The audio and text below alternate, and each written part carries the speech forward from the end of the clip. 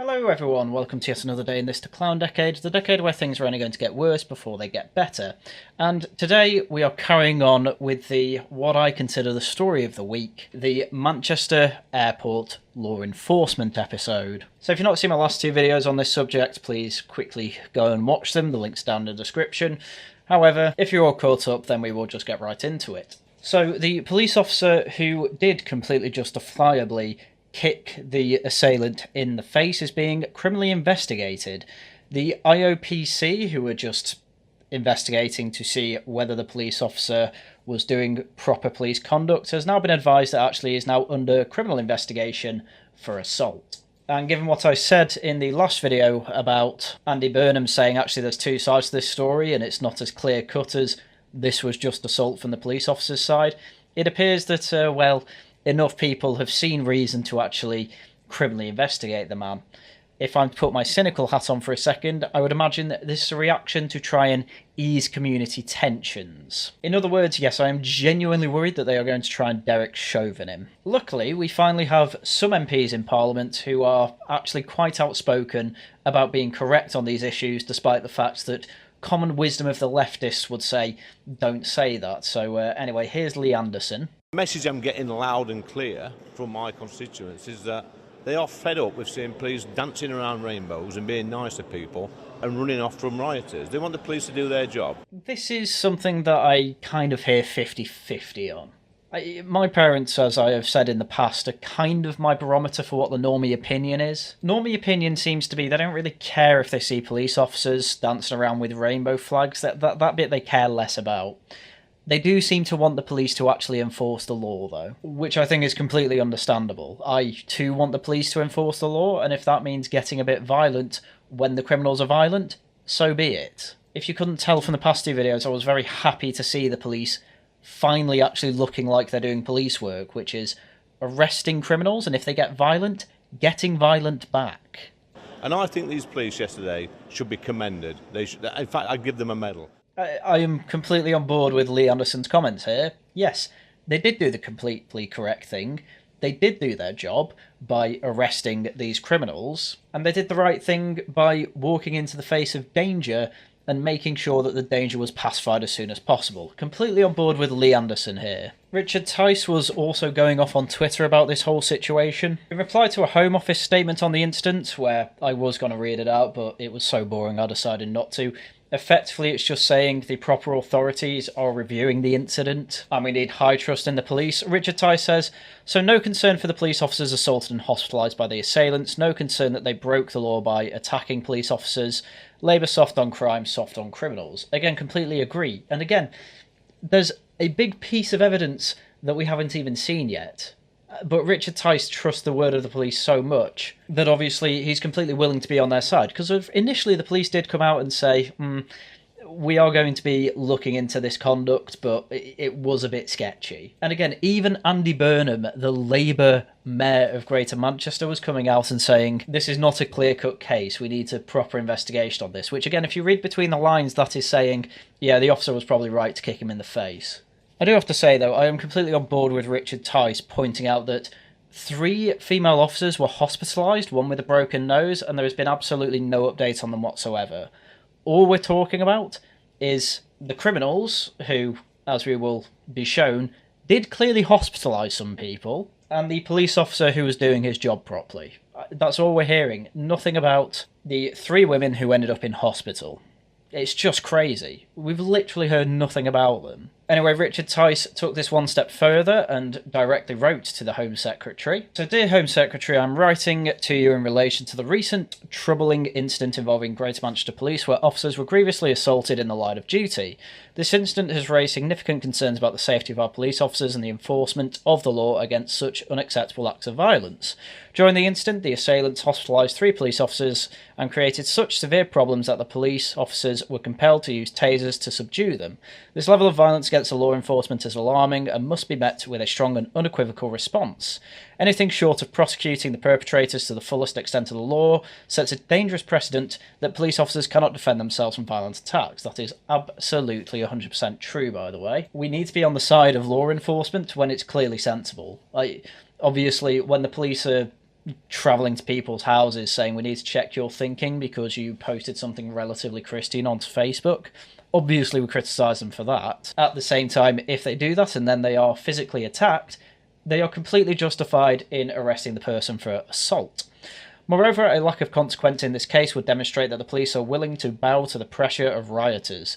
It is crucial to show that this is not the case and that the rule of law will be upheld regardless of the circumstances. Ensuring accountability for such actions will reinforce the message that law enforcement agencies will not be intimidated or undermined by violent behaviour. Again, absolutely true, and I would not be shocked if a lot of people in Boston and Skegness are completely on board with this sort of thing. We all see national news. Just because this isn't happening in my backyard doesn't mean it's not something that doesn't concern me. I don't live in Manchester anymore, but I'm still concerned that if this police officer is done for assault, that law and order is going to break down further. Yes, that is me saying I think the police need the right to kick violent criminals in the face to properly do their job. I urge you to confirm that you will actively encourage and support Greater Manchester Police in pursuing charges against the assailant for assault and any other laws that they have broken. It is crucial that we send a clear message that such behaviour will not be tolerated and that our police officers are protected and respected. Thank you for your attention in this urgent matter. I look forward to your response, blah, blah, blah, blah, blah. That is a fine letter to send to the Home Secretary in regards to this issue. And I want to make one thing clear. All of this was done before this breaking bit of news came out about it as well. As pointed out in the last videos, there is CCTV absolutely everywhere in Manchester Airport because it's an airport. Now, because of that, I took that as the police would not do anything as audacious as try to lie about any of this. Why would they? They know there's CCTV everywhere. They probably review it on a daily basis. And so now we finally get to see the evidence of what happened leading up to the kick in the face. So, as you can see, the man in the blue shirt is being currently arrested by two officers, starts fighting back by the man in grey, throws quite a few punches, and yeah, it's just chaos. Absolute chaos. If you keep an eye on the guy in blue on the right, though, he attacks three separate officers, and this was the guy that got kicked in the face. Eventually, they do have to taser him after he's assaulted three officers, and it's not very long after this clip ends that he does get kicked in the face. Now, a couple of things about tasers. They tend to last about 5 seconds or so. Once that's done, you are back in full control of your body. You're probably going to be in quite a bit of pain from that as well, because electric shocks do hurt. Unless you have cops effectively on you and keeping you down, you can literally just get back up and start fighting again. This is why the cop kicked him in the face. It was another level of stunning him. Now, don't get me wrong, they can be potentially lethal. These are armed officers, though. They are there to be lethal. And once again, after the chaos that we just saw, which I'm repeating on the screen again, I completely back what this officer did. I completely back it. The man had no problem attacking three officers who were already armed. If he had a better brain on him, he'd know he could go for guns rather than trying to punch the guy in the back of the head. If you see that this man has effectively hospitalised three of your fellow colleagues right in front of your eyes, of course you're going to pacify him in this way. Of course it's justified. It is the reality of law enforcement. What law enforcement implies is that there will be plenty of violence. And obviously, the Reform MPs felt very vindicated over this, because they were. Lee Anderson tweeting, "This is sick, these animals need locking up, I stand by what I said." Over to you, Andy Burnham, presumably he's asking to give them medals. Richard Tice said on Twitter, "As I thought, vicious violent thugs, they must be fully prosecuted, and their lawyer, many other journos and politicians must apologise for backing the wrong guy." Because, yeah, this is the way that their solicitor was putting forward the story. So I'm with Ahmad and Fahid here. They were released not long ago from Cheadle police station. Again, to be clear there, they paid bail. I imagine they will be charged. I don't see how they won't be charged after this CCTV has come out. They then had to make their own way to the hospital. But in reality, because they've had head injuries, it was the police duty to take them to a hospital. It's a bit of an odd one having to take criminals to the hospital. Generally, it's down to the police decision, really. If the guy looked like he wasn't particularly injured by the kick to the face, then there's actually no duty to take him to the hospital. Though having said that, I would say bear in mind that according to this lawyer, they went to the hospital themselves. They already went there. And apparently the guy on the left, the guy in blue, he had a cyst on the brain. If he had a cyst on the brain, I don't imagine they'd let him out. Again, you can get cysts on the brain from head injuries. However, how long they take to develop it just depends on the cyst. But if you had one on the brain, I just don't think you'd be discharged from hospital. There's a lot about this story that turns out to be not particularly true. And post this CCTV coming out, definitely some of it isn't true at all. But nevertheless, they made their own way. And now I've documented their injuries, and we are headed to Rochdale Police Station to make a formal complaint of assault and wounding against the police officers that have assaulted both Fahir and Ahmad and their elderly mother, who was just there as a bystander. So he's taken note of their injuries. The man has a brain cyst. Would you not think to point that out here? Again, this is the problem. This lawyer is clearly quite a liar. He is effectively the British version of Saul Goodman, as far as I can tell. And it will be interesting to see this court case. He is now going to have to provide evidence. If he is saying that one of the injuries was resulted in a cyst, then that means that has to be brought up in court. You need evidence of that in court. So we're going to have to wait and see if this is actually true or not. But the funniest part is, obviously, he mentioned that the police officers assaulted their mother, who was a bystander. So they're making a formal complaint about that. So once again on screen, I have super slow motioned the chaos. And if you take a look to the centre left there, you can see the barrage of hits being thrown by the man in grey. His mother is trying to stop him, and he elbows her in the face. In other words, the mother got injured by the morons going berserk and throwing out a flurry of punches. So if you're making this complaint as well, this is one that is just going to be thrown out of court. Again, the point I'm making is that you cannot trust this solicitor. He is just more than happy to lie about everything. And naturally, the solicitor had things to say after this CCTV footage was released. He made quite a simple statement.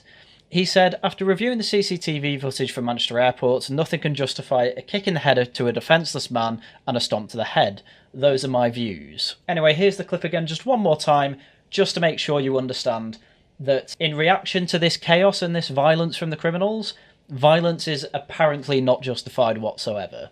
Again, this is a man whose entire job is based on lying and then advertising that he will lie for you. He is not a man that anyone should trust. Anyway, there was a bit of a weird reaction from certain people on the right, who for some reason seem to be averse to violence in this particular case, but are constantly asking for effectively more enforcement, which means more violence. And it seems to be coming from a particular cohort that are effectively boomers that hate Farage, people on the centre-right that don't like Farage, because effectively he's doing a job that they want, from what I can tell. To put it bluntly, it is best shown in this short clip from a recent Telegraph podcast. Towns, particularly in the northwest and Yorkshire, where the centres of towns are frankly unrecognisable. You wouldn't even know you're in England. This is effectively the type of people I'm talking about. When Farage says something that is completely and utterly agreeable, but just outside of the Overton window, this is the type of face that they pull. Because they either don't see it as a serious position to hold, they see it as needlessly inflammatory. The reasoning doesn't matter. The point is that they are the type of people that do not like Farage, despite the fact that they know he is right. And the person I'm particularly talking about here is Northern Variant on Twitter, who runs a political blog. And he's been open about his dislike of Farage and Reform, saying that they're not a serious party, even making a long Twitter thread explaining that he's working on something quite big. As you know, I've been an ardent critic of Reform's weak manifesto and lack of policy, which I went through their entire manifesto. Neither of those are accurate statements. He's written a few critiques, which is easy to do, but when it comes down to it, critiquing policy is a lot easier than writing it, so he's basically going off to write his own manifesto. Now, I retweeted this saying, I bet it's going to look 80 or 90% like Reform's manifesto anyway, because this is the type of person that just hates Farage. And that spilled over to other Reform MPs. So now that Reform have MPs, they'll do a lot to sanitise their message and we can expect more. Everyone is welcome, provided that they claptrap, especially now they have a Muslim on board who is obviously leader. They'll be robust on dinghy migrants, but there will be no sense of urgency about the rising sectarianism because its MPs don't regularly come into contact with Muslim-enriched Britain. The danger for reform is that the closer they get to a real breakthrough, the more they will look and sound like what they seek to replace, with no real concept of what's going on in our cities. Anyway, as I say, reform completely vindicated. They completely backed this officer against these Muslim men. They have not at all sanitised their message as far as I can see, but Northern Variant is the type who is saying, oh, reform will sanitise their message. Anyway, here's what he had to say on seeing the CCTV footage. You still can't kick people in the face after you've tasered them. Effectively, Northern Variant is very much on the side of they were not justified in doing this. Now, to be fair to him, he has retweeted other people saying that the guy deserved to be kicked in the face, but doesn't mean that the police officer should have done it. Again, I don't agree at all. But the point I am making here is that this is a man who is literally sanitising his message to try and dunk on reform. That is why he is doing this. He effectively has a hate boner for reform, sees that reform are on the side of this cop was justified in doing this, and is very much now on the defence of violent criminals. Violent criminals, by the way, that he would be absolutely happy to deport simply for being here. Let me show you what I mean. Just over a month ago, he wrote this on his political blog. Britain must remove the Islamic colonisers. And let's just skip to the last paragraph. It would seem, therefore, on our own, and we have to speak out while speaking out is still permitted. Muslims are pushing for blasphemy laws and Star Wars all over for them. They're emptying the prisons of rapists and paedophiles so that there's room for you. They've concluded that facilitating the Islamic takeover is the path of least resistance, and they'd rather pick a fight with Russia to kill you off than defend Britain from Islamisation. They won't ask Muslims to fight, not least because they won't, but war is the best way to get rid of you and yours. Make no mistake, they don't serve us. What this is effectively saying is we need to get rid of Muslims from Britain by deporting them. I don't know what the hell he expects to happen if you try and deport an entire cohort of people, but there's going to be a hell of a lot more than a kick in the face.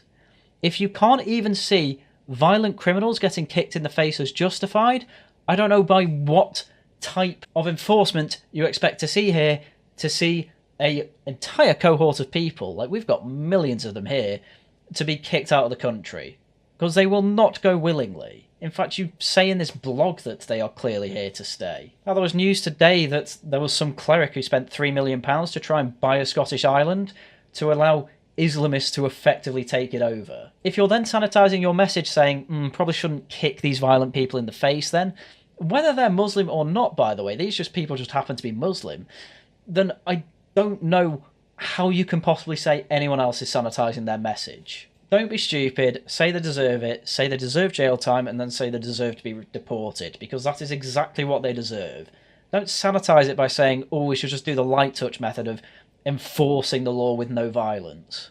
Good grief. If even Dan Hodges, the man who it's a complete coin toss of whether he's going to be the wettest Conservative or the most based Conservative in the room at the time, has decided that the coin flip it means he'll be based this time, it probably means you're in the wrong. Given these were armed officers, the guy who got kicked should think himself very fortunate he wasn't shot dead. A lot of people owe the police, in this instance, a profound apology. I completely agree. There is absolutely no reason to expect this officer to not shoot the man who hospitalised 3 of his colleagues. The man was a violent, berserk danger to society. The fact he got tased and got kicked and stamped on the head, again, perfectly justified, perfectly reasonable response. And yet to ease community tensions, because there's a risk of a mob rising up in Rochdale, they have to kowtow to it. How do I know they're going to do that? Parliament's already fallen to them. There are plenty of MPs, left-wing MPs like Jess Phillip, they're in Parliament now, openly saying this is the worst election I've ever experienced. And then, does she blame it on the sectarianism? Does she blame it on the fact that it was all about Palestine and Gaza and that there was a particular cohort that cared about that? No, it's the fact it was men. Northern Variant's right in a way. This is not going to be solved via Parliament, unfortunately. At least not with the Parliament we have now. But one thing we can do at the moment is protect and support our officers when they do something that is completely justified to keep law and order. This is one of those examples. make sure you are on the Blues side. Anyway, that's everything I had for you today. In terms of stream schedule for next week, we have Tosh Talks on Tuesday, where we'll be talking, I believe the vote at the moment is going towards hobbies and how we got into them. So if you want to hear me talk about how I got into making videos along with other hobbies I have, including horses and snooker, then come along to that, along with I imagine a lot of talk about Warhammer 40,000. Wednesday we are finishing off the 3-part series of the mistakes of British foreign policy in the 19th century, where we'll be finishing on our issues with the US in the 19th century, because we let them grow too big, goddamn you Americans. So do come along to that. That will be very late evening on Wednesday. Saturday, Laughing at the Guardian obviously returns with guests that I need to get together, so don't worry, that'll be returning. And then Sunday, we finally have the charity stream hosted by my lovely girlfriend to save an independent hedgehog rescuer. So I'll be going through funny animal stories and funny Reddit stories for that with guests. Please do come along and donate generously. Right, that's all shilling done, apart from obviously become a member, subscribe, share with anyone who cares. And with that, that's everything I had for you today. So once again, thank you very much for watching, and until next time, goodbye.